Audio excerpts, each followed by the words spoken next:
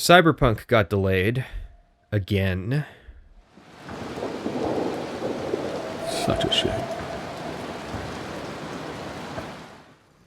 Originally, this was going to be two separate videos. The Darkness 2 was a request from one of my regular viewers, Vendetta Vidya, while Syndicate has been on my radar since Crisis 2. But by a very rare circumstance, I ended up writing both scripts around the same time, only to realize that I have to talk about these two games together. So let's go back to the 90s, 1993.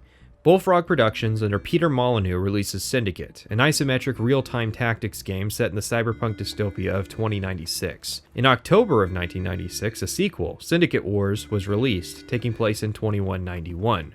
A month later, a character named Jackie Estacado would be introduced in the comic Witchblade No. 10 from Top Cow Productions. So far, these two things have nothing to do with each other. Syndicate is about corporations waging literal war on one another. The Darkness is about a mafioso with superpowers. In the following decade, Molyneux had moved on to other projects, and Bullfrog was absorbed into the amorphous mass that was Electronic Arts. That was effectively it for the Syndicate series, since it was just one game among many that Bullfrog was known for. The Darkness would continue its releases to its core audience until 2008, a year after the release of the Darkness video game by Starbreeze Studios. Starbreeze was a Swedish developer who broke out with their adaptation of the Chronicles of Riddick, Escape from Butcher Bay. Proving themselves as competent at developing other mediums into video games, something most shovelware development studios fail at, Starbreeze somehow ended up with the contract to make this property into a console shooter in 2005, and 2K Games had acquired the publishing license. Now here's the thing, the Darkness comic had enjoyed some success, but it was hardly a standout property. They had tried to get the ball rolling on a film in 2004, but that movie got sent straight to development hell. I guess they felt the thing they needed to grow the series was developing the franchise into other media,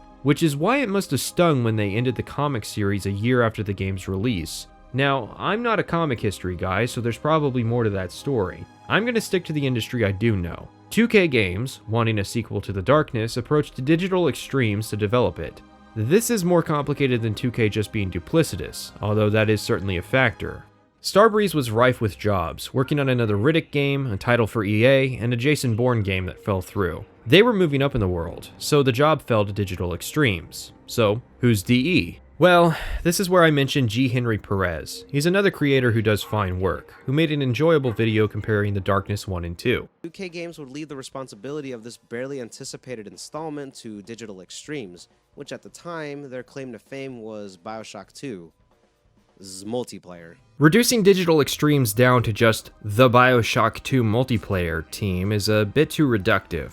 It's like saying that Starbreeze's claim to fame is Knights of the Temple, Inferno Crusade. Bioshock 2 wasn't even their most recent game, and I think Homefront's multiplayer development is a more embarrassing and hilarious credit to give them.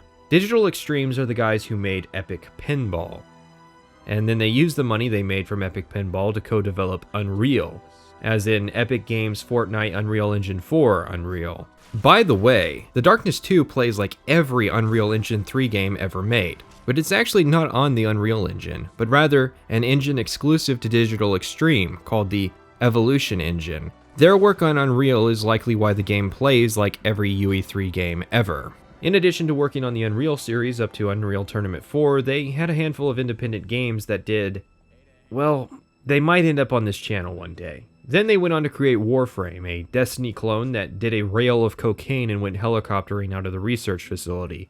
Moral of the story is, you shouldn't define companies by the projects they have to take on to keep the lights on. So now DE is working on The Darkness 2, but Starbreeze isn't out of the picture yet. Under EA, they were working on none other than a Syndicate reboot. The guys who were proven adapters had been selected to adapt an isometric real-time tactics game into a first-person shooter, and they were both set for 2012 releases, only 2 weeks apart from one another. The planets had aligned. But why was Electronic Arts interested in rebooting the franchise? After all, the original Syndicate was almost 2 decades old at that point, and it wasn't such a standout success that fans were dying for any iota of material. Well, here's where I start spouting baseless speculation. Well, it's not baseless, it actually makes a degree of sense. Let's get into my other pastime of talking about Bethesda. Bethesda, in 2004, acquired the rights to Fallout, an isometric role-playing game from the 90s. They would go on to release it as a successful open-world action-adventure game in a first-person style in 2008. But much of it was revealed in 2007, the same year EA would start pre-production on a Syndicate reboot. Now, I'm not going to make a spurious and unfounded claim that Electronic Arts frantically reached into its vault of dead developers and conquered intellectual properties to try and copy Bethesda, because that would only be a credible claim if there was a long list of examples where Electronic Arts had attempted to capitalize on trends with their own versions. I'm simply going to point out that after this massive coincidence, Bethesda proceeded to make a quest in Fallout 4 that was effectively a parody of Syndicate 2012. What do you want? Make sure you get the job done.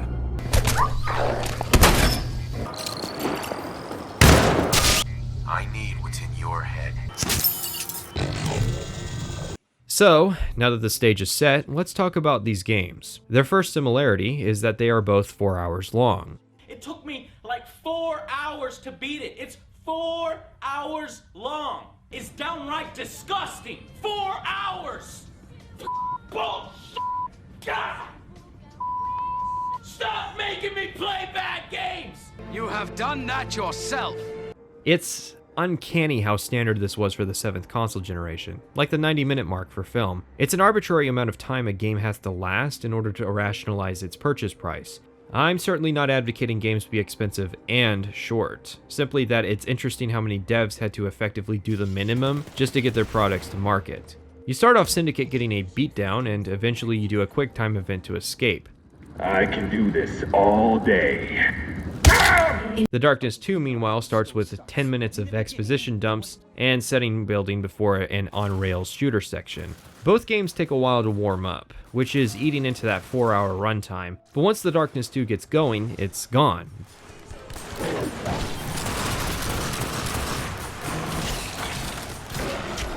The Darkness 2 has sectional regenerating health, and look at that, a health bar that allows you to make informed decisions with proper risk tolerance. Syndicate, meanwhile, has basic regeneration and no health bar. Oh, it clutters the screen with all this information, just not a health bar. You regain sections of health in The Darkness 2 by eating hearts. This is done after you kill their donors, but an early upgrade allows you to grab enemies and, oh no.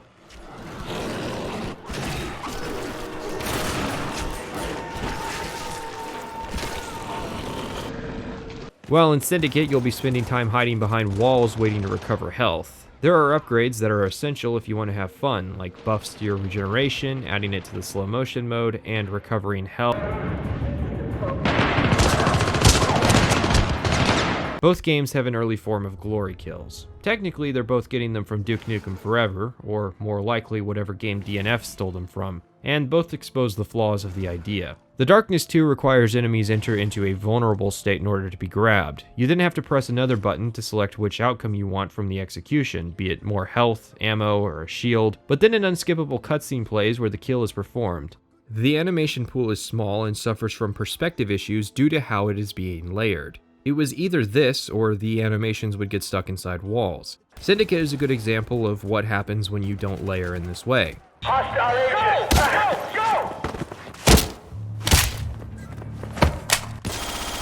Oh yeah, we'll get to that. The animations also vary in terms of length, so sometimes you'll get lucky with a short one. Most of the time, however, you'll be seeing this same animation over and over. Freeze frame. Notice how the tentacle has 2 mouths? You might think that tentacle is pulling a xenomorph, but considering it's the same size as the original, I think the animator just didn't want to animate the tentacle actually going in and did that instead. And that would be fine if 1/3 of this game wasn't this animation. Syndicate, meanwhile, has most enemies outwardly vulnerable to melee at the start. There was a point where I realized I could just dart around the level kicking dudes in the balls and the enemy was helpless to stop me, on the hardest difficulty. Another problem with Syndicate's gunplay has to do with responsiveness to getting shot. In The Darkness 2, most enemies, even armored enemies, provide clear feedback when shot. Syndicate's enemies are less responsive, having more health. And before you say that the enemies are augmented, in this clip you can clearly see me shooting an unarmored, unaugmented man wearing a jacket at social distancing range, and he ignores it. Good to see so many people are doing their part without needing to be told by the government to do so. User in your channel was banned from the server. But you may be wondering, what does the suicide ability do? I'll blow the chip. You'll never stop us! Neat. And that's just the first one. That means the other two have to be even better, right? Wrong. Starbreeze front-loaded the awesome ability.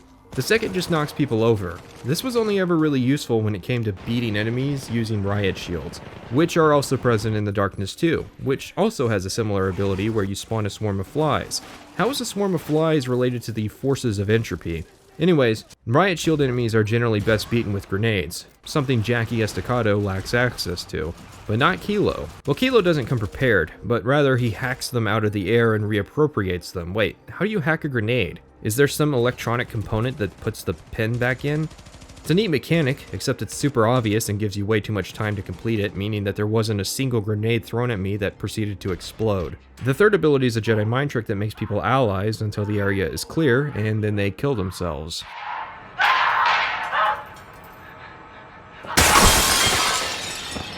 There's a bit of a motif in Syndicate about people killing themselves. Syndicate has each ability gradually unlock in a fixed order. TD2, on the other hand, gates its abilities in its progression tree. This means your experience unlocking abilities will vary from person to person and playthrough to playthrough. For me, I focused on the gun channeling ability on my second playthrough because of how powerful it is.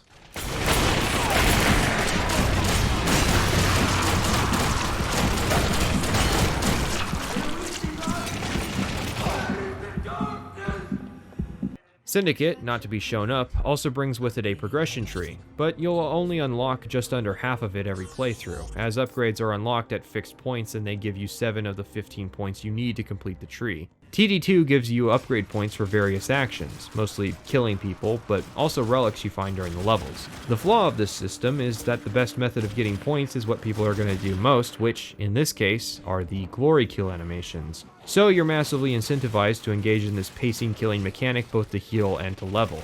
Like Syndicate, you won't unlock everything before the end of the game, but unlike Syndicate, The Darkness 2 has a New Game Plus mode to continue your progression.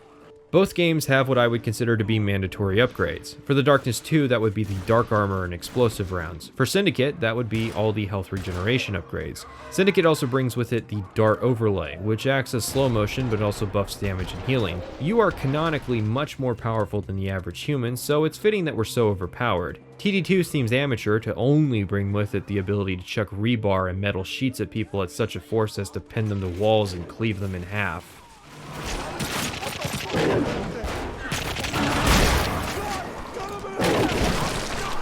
The Darkness is also limited in power set to the dark, removing your powers in areas of light that are present throughout the game, but also feels somewhat inconsistent. Syndicate, meanwhile, is restricted by EMPs, which are used sparingly and often pointed out to the player in flashing neon lights. TD2's weapon pool is smaller than Syndicate's, but is punctuated with a lot of popular firearms. I don't need to tell you that's not how many bullets this gun holds, but I don't really need to because the focus of neither game is on realism. Like, I don't care how cyberpunk a gun is, switching fire mode is not going to make a round more powerful. But The Darkness does certainly feel pedestrian sitting next to guns with rounds that track their targets, laser rifle, and these tracking rocket things. The problem with these weapons is that they would appear only in a single level, to showcase the tech and creativity behind how they work, rather than filling out a roster of interesting weapons. So sure, Syndicate has a flamethrower that's pretty fun, in one level, but you'll spend the rest of the game with the same generic weapons. The Darkness 2 at least has the sense to often give the player access to the different weapon types between levels. When you find a shotgun or a sniper rifle in Syndicate, you better hold on to it because you don't know when you'll see another one. At least you can dual wield any one-handed weapon in TD2. I mean, when the movie Equilibrium is one of your admitted inspirations, you really can't expect anything else. So, to catch up, Syndicate has a minigun, with infinite ammo and even a railcar section where you shoot down a helicopter. The minigun's fun, but absurdly overpowered to the point of removing any challenge in any of the sections it appears in. Both games are also really violent. Not quite enough blood decals for my taste, but you're always going to see more body parts when you finish an area than people when you started it. For me, it's not about the money. It's the art. Another area that both games excel in is... Jesus Christ, Jackie, we thought you was dead. What happened back there? Oh yeah, the pacing. I feel like every time I really start to get into the groove of enjoying these games, they kick the legs out from under the pacing. The question is, who does it worse? The Darkness 2 has considerable stretches of the game dedicated to fairly linear conversations with very basic characters. I hated this my initial playthrough, but on repeat I realized what the game was going for. The player is the Darkness. I know that's a pretty plebeian interpretation that isn't exactly groundbreaking, but it made me appreciate the game more. Jackie Estacado is being forced to live with an entity that doesn't want to do anything except commit senseless violence, like the player. Jackie, however, wants to live a normal life as normal a life as a mob boss can have. Meanwhile, Syndicate's trying to act smart because it has a protagonist who is being unwittingly used by people who don't have his best interests at heart. Hey, that was the point of Crysis 2. Surely these games wouldn't have the same writer and be released only a year apart, right? Right? Richard Morgan is the writer here, getting the job for a cyberpunk game after having written the Altered Carbon series. I've never read it because I don't read books that print the author's name as big as or larger than the title. Big takeaway is that they wanted a cyberpunk novelist. Imagine having the Netflix adaptation of your work listed on the wiki page of its genre before your decades prior novel. I've railed on Morgan before. His work on Crysis 2 practically gave me a conniption, which is why I'm thrilled to say that here he's just boring. Boring is arguably better than bad, although it makes this video a lot less entertaining. In Syndicate, you play as an agent working for Eurocorp, engaging in corporate warfare. Most of the plot revolves around this key researcher, whose work is keeping Eurocorp relevant. She leaks data to a rival, then gets kidnapped before escaping and baiting us into a confrontation with a ground-level freedom fighter cell that I torched with a flamethrower. At this point, the game gives me a choice on whether or not I want to pull the trigger on her, and I, playing a character, am spamming that trigger before it even gives me the prompt. But it's a fake choice. If you weren't going to honor my decision, then why did you even ask?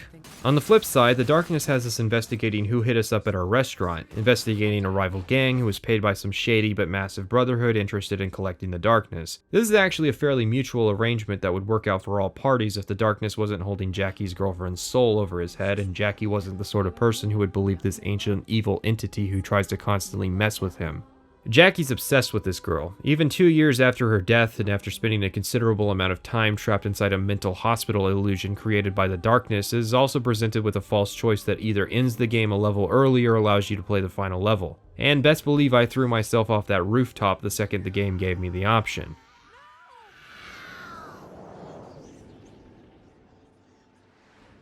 Neither of these really utilize interactivity to tell their stories. In fact, you could pretty much switch their gameplays around and nothing changes. Imagine a Jackie Estacado influencing gangsters to commit suicide while Miles Long uses mechanical tendrils to rip corporate security officers apart.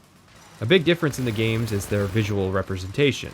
The Darkness 2 uses cell shading and basic models to present a much more stylized aesthetic. It feels like I'm looking at line work and shading rather than vertices and polygons. And let's state this for the record for anybody who doesn't know this, cell shaded games use low polygon models so that the edges are better defined for the shader, not because the developers are lazy. Syndicate goes for a more realistic look, and Jesus Christ, yeah, can someone turn the sun off? I actually think this game looks pretty good, but anytime it goes outside it immediately falls apart. Does Miles canonically have a light sensitivity? The question is, does Syndicate nail the cyberpunk aesthetic?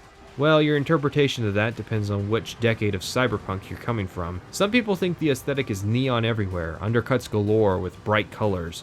Others think of rising steam from sewers below, gritty and gray concrete surfaces punctuated with colorful billboard ads. Some people hypersexualize the setting, others bury it under a veneer of pragmatic and militaristic clothing. The game handles this diversity of styles well by presenting New York as a darker and gritty setting of gray colors, suits, and black trench coats, but the West Coast has a brighter, more artificial appearance. But that could also be just the designers copying Deus Ex. You don't really interact with the world enough to get a taste of the setting. It's just a series of offices and industrial areas that you fight in that look like every other office and industrial area I've ever fought in this channel. When the Darkness 2 is nailing the aesthetic of areas like the Carnival level or the Estacado Mansion, or even this hub area that screamed Future Combat Arena when I walked through it, you know you have an issue with your level design. What about the soundtracks?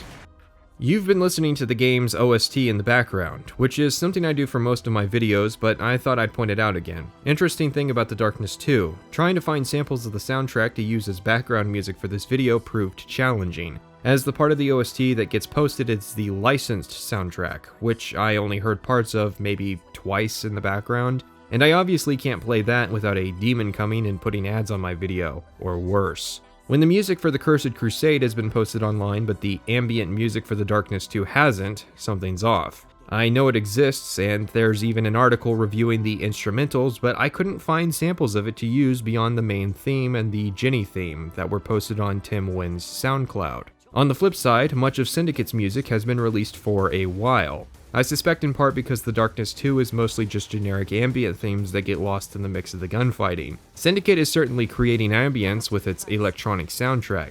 It does have in part music by artists like Skrillex, Digitalism, Nero, and Flux Pavilion, whom are dubstep artists. I know someone is going to point out that one or more of those aren't in the dubstep style, that they're technically electric house, but you just got baited, because what they really are is out of place. I'll breach the doors from inside.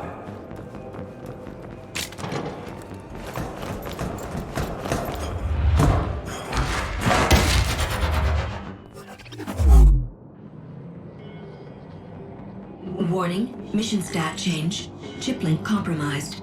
Agent Merritt's chip functions are now offline. No agent support available. We are on our own. You're never going home. You know that, bitch. The West Coast is ours! I burst out laughing when the game started blaring Skrillex during a serious boss fight, because this style of music just isn't appropriate for video games. In fact, I hold that dubstep and electric house don't belong in media not because they're bad, but because it's not their intended usage. They even reused the Skrillex track at the end for the opening credit theme, because that's how proud they were to have the Electronic Artist of the Year in their game. It's transparently a what's popular music kind of decision to get these artists involved. Now, to be fair, Hotline Miami came out 8 months later, so they couldn't steal from an actually appropriate style of music. For the composer, they had Gustav Grefberg, who was also the composer for The Darkness 1. I mean, it makes sense, he does work for Starbreeze. I'd say most of the good music in Syndicate is by Grefberg. You can tell which musicians were making dance music and which were composing a game score. The Darkness 2, not to fall behind, has better general audio design than Syndicate. You're a fucking movie star, and you're killing all the bad guys, tearing them limb from limb. And then you realize something. Everyone else in the theater, they're screaming. Because they're watching a horror movie. And you're not the hero. You're the monster. Yeah, the game's audio is a big part of capturing that exact feeling. Just listen to how visceral the game is without visuals.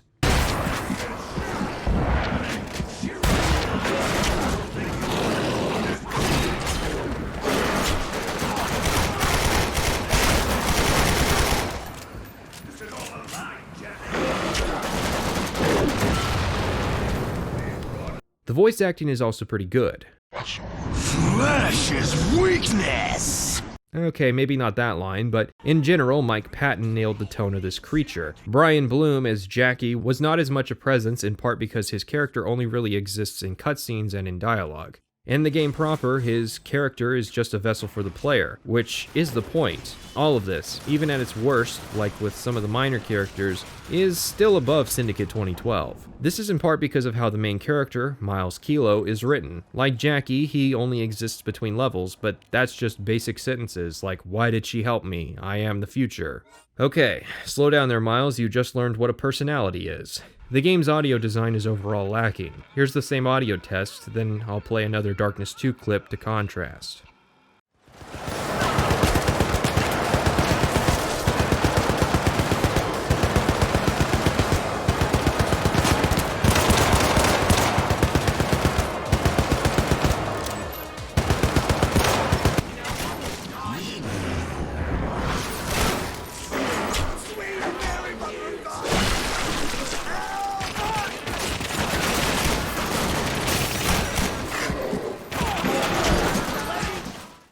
Part of the problem is a gameplay problem. Because there's a lack of diversity in weapons, gunfights become exceptionally repetitive. Enemies also seem far less afraid of Kilo than they are of Jackie, and they die far more unceremoniously in Syndicate. The Dart overlay is also much less of a character than the Darkness, although that's comparing the Enterprise computer to Korn.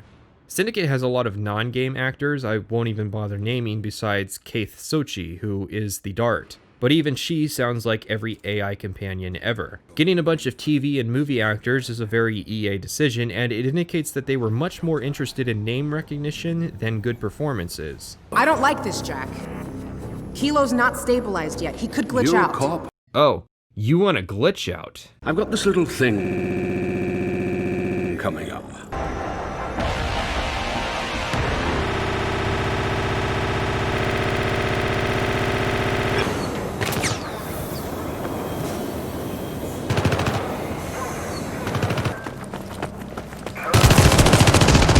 For Lily Draw?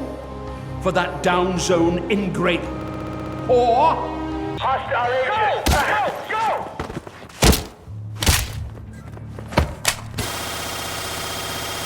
Capturing Dr. Draw's chip signal. Tracking is obscured.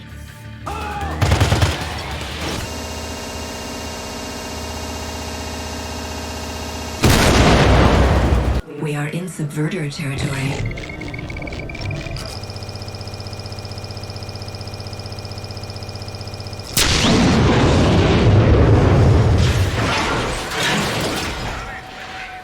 Cayman Global's been thumping their chest with this Panama Canal thing, and developments in chip technology are at the front line of the war. There's an obvious risk that Drawl is going to defect. No, we can't allow that to happen, but at the same time, she's too valuable an asset to terminate. Sam. Jack. Still waiting for the numbers you promised. Something you're not telling me? Sorry, I should have something by the end of the day. Good man.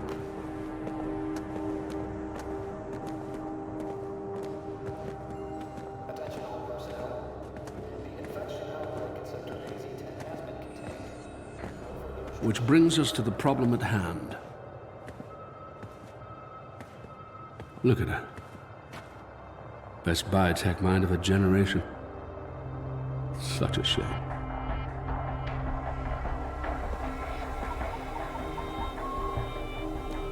Follow me.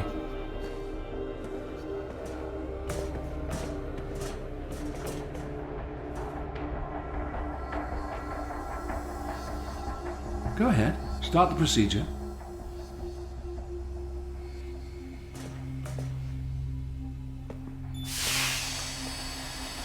Now remember, this is all confidential.